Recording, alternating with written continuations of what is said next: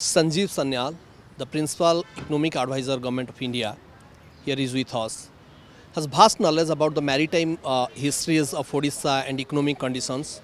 So I want to ask him about the maritime histories of Odisha and economic conditions of that time. So he has given the exclusive interview to Nandi Ghosh TV. Sir, you are welcome to Nandi Ghosh TV. What do you want to say the maritime history of Odisha, because you have vast experience on this subject and you have written many books. So, of course, Odisha's ancient history is all about maritime trade.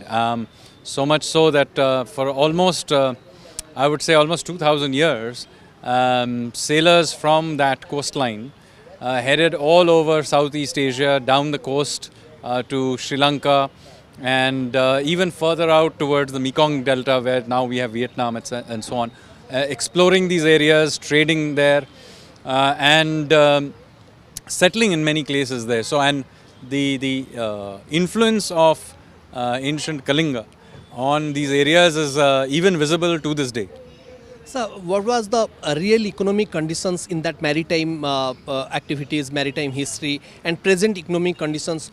You have any as a best economics of India? What do you want to say regarding on that economics? So the ancient economic system still has influence on our present day culture. For example, when you do the Kartik Purnima festival, you will know that families get up early in the morning and they go and put a lamp into the water bodies.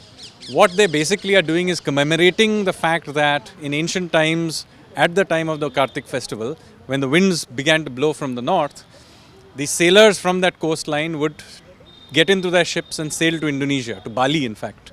That's why you call it Bali Jatra. So that is what you're commemorating, this ancient event. And so that is there in our memory and is still remembered. Sir, my last questions to you. Do you think that if the Odisha should start the maritime activities again to revive and to improve the economic conditions of the state, what is your, as an economist, what you want to suggest? Well, I mean, obviously there is India as a country is trying to insert itself into global supply chains. And states all along the coastline particularly have an advantage in being able to spearhead this. And Odisha is clearly a coastline state. So, the state government of Odisha needs to compete with other state governments across India to try and pull in foreign direct investment, as well as to encourage Indian companies to build large capacities for exports. Thank you, sir. Thank you very much. Odisha has bright future in maritime economics systems.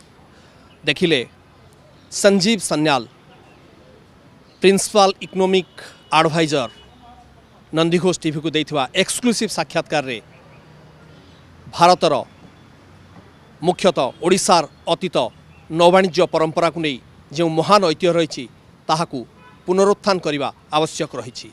नुआदिल्ली cameraman Pradeep सहित विभूति पति report Nandi Ghosh TV.